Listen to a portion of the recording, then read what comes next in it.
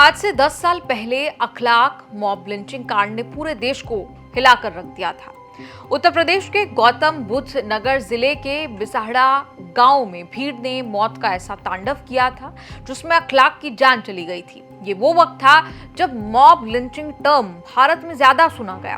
अब यूपी सरकार ने इस मामले में आरोपियों को रिहा कराने के लिए अदालत में याचिका लगाई थी, लेकिन नोएडा की सूरजपुर कोर्ट ने सरकार की अर्जी को खारिज कर दिया, रिजेक्ट कर दिया। कोर्ट ने कहा कि केस वापसी के लिए लगाई गई अर्जी में कोई ठोस कानूनी आधार नहीं है। आरोपियों के खिलाफ चल रही कानूनी न्यायिक प्रक्रिया चलती रहेगी। लेकिन आखिर 28 सितंबर 2015 की उस रात बिसाहड़ा गांव में ऐसा क्या हुआ जिसकी गूंज आज भी सुनाई पड़ती है। दिन था 28 सितंबर 2015 की रात। बकरीद के कुछ दिन बाद बिसाहड़ा गांव के मंदिर के लाउडस्पीकर से कथित तौर पर कुछ असामाजिक तत्वों द्वारा ये घोषणा की गई कि मोहम्मद अखलाक के घर में गौमांस रखा गया।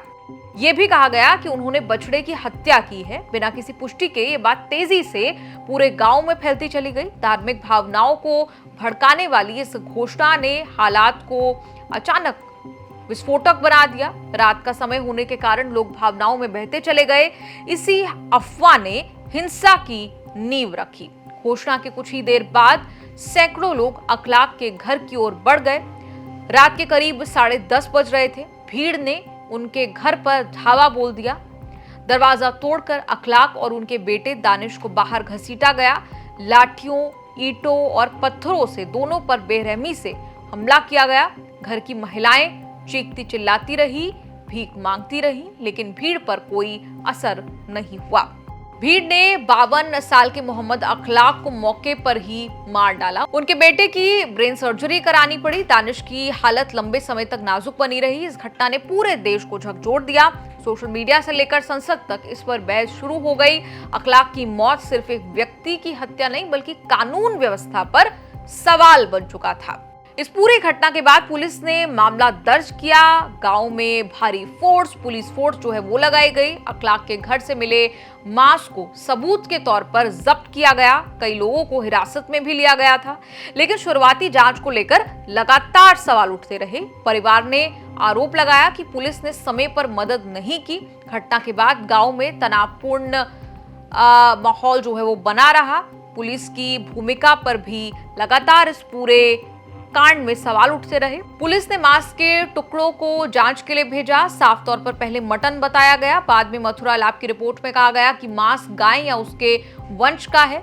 इस विरोधाभास ने इस विवाद को और गहरा कर दिया था। अखलाक के परिवार ने आरोप लगाया कि नमूने बदले गए हैं। ये सवाल आज तक इस केस के सबसे विवादित पहलुओं में शामिल है। एक बार आपको बता देते, केस वापसी के लिए सरकार ने जो लेटर लिखा उसमें क्या कुछ शामिल था। आरोपियों की संख्या बदली। कोर्ट में दिए लेटर के मुताबिक चश्मदीद गवाह अस्करी, इकरामन, शाहिस्ता, दानिश के बयानों में आरोपियों की संख्या में बदलाव किया गया। वादी और आरोपी सभी एक ही गांव के रहने वाले हैं। दूसरी बात, धारदार हथियार की यहाँ बात हो रही है।